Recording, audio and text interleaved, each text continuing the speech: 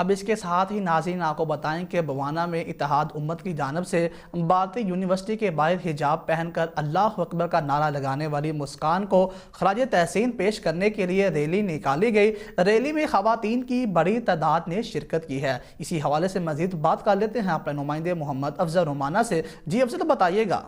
जी बिल्कुल, बवाना में भारतीय यूनिवर्सिटी के बाहर हिजाब पहनकर अल्लाह अकबर का नारा लगाने वाली मुस्कान को खिराज तहसीन पेश करने के लिए बवाना में जो है वो एक रैली का एहतमाम किया गया। रैली जो है वो सोलंग स्टॉप से शुरू हुई है और लाल चौक पर जो है वो इख्तिताम पजीर हो गई है, जिसमें खवातीन ने जो है वो सैकड़ों की तादाद में शिरकत की। हमारे साथ इस वक्त जो रैली की क़यादत करने वाली दुआ फातिमा है वो मौजूद है। मजीद इस हवाले से इनसे बात करते हैं। आप भारतीय हिंदू जो इंतहा पसंद है उनको क्या पैगाम देना चाहिए?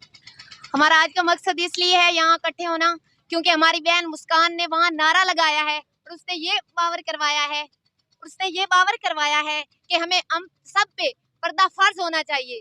और आज हम इस वजह से निकली हैं कि यहाँ मुसलमानों की ये पहचान है। और औरत का मतलब क्या है? औरत का मतलब है कि पर्दा। तो जब औरत का ही मतलब पर्दा है तो हम सबको ये निकलना चाहिए और सब पे फर्ज होना चाहिए कि सब हिजाब करें।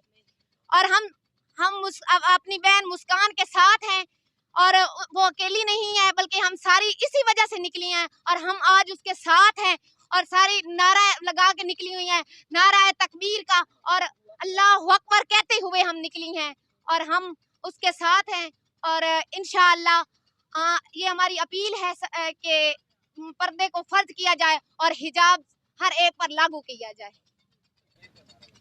जी बिल्कुल, जैसे कि आपने इनकी बात सुनी, इनका ये कहना है कि हम मुस्कान के साथ हैं और जो पर्दा है वो सब खवातीन पर फर्ज है। जो हिंदू इंतहा पसंद हैं वो उनकी जो ये साथ है उसको कभी हम कामयाब नहीं होने देंगे। जी।